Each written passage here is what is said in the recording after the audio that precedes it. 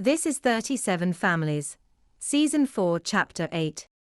In this episode, we will be talking about projected intention and the telescopic effect.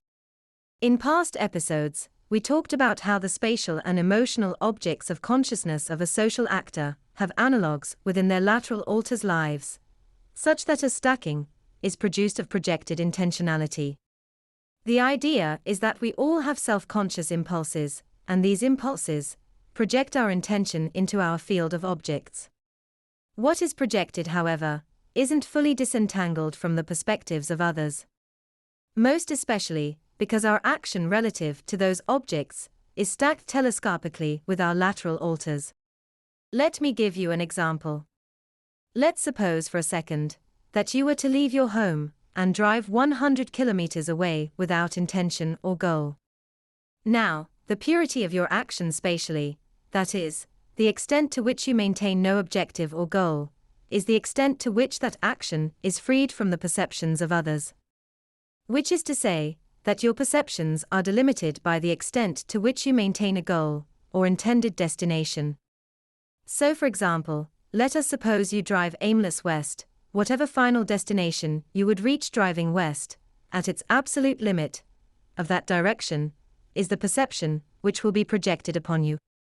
So for example, let us say that you live in the United States. The furthest destination you could drive would be California. Thus, overlaid upon your perceptions would be the perceptions of a lateral alter living in California.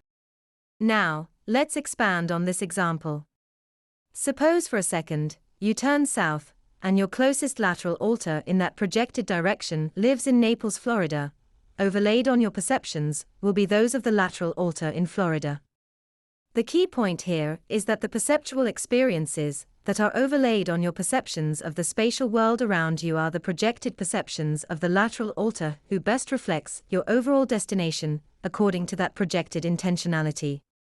And this field of perception is constantly updated according to your goal or objective. That being said, most of us, living in a pattern of routine or habit, live within a particular radius of activity which demonstrates repetitious patterns of intention or goal direction. Thus, these perceptions of our lateral alters are hidden to us in the moment, being concealed by our particular objects of consciousness of spatial and social emotional relevance. Now, what does this tell us about perceptual experiences and the world as a whole? It tells us that the world is a patchwork construction, comprising distinct patches of objects of social emotional relevance to individual lateral alters. These patches of perception are overlaid upon themselves, such that decision-making among cousins or lateral alters, those who are part of lineal lines, are optimized by orientation.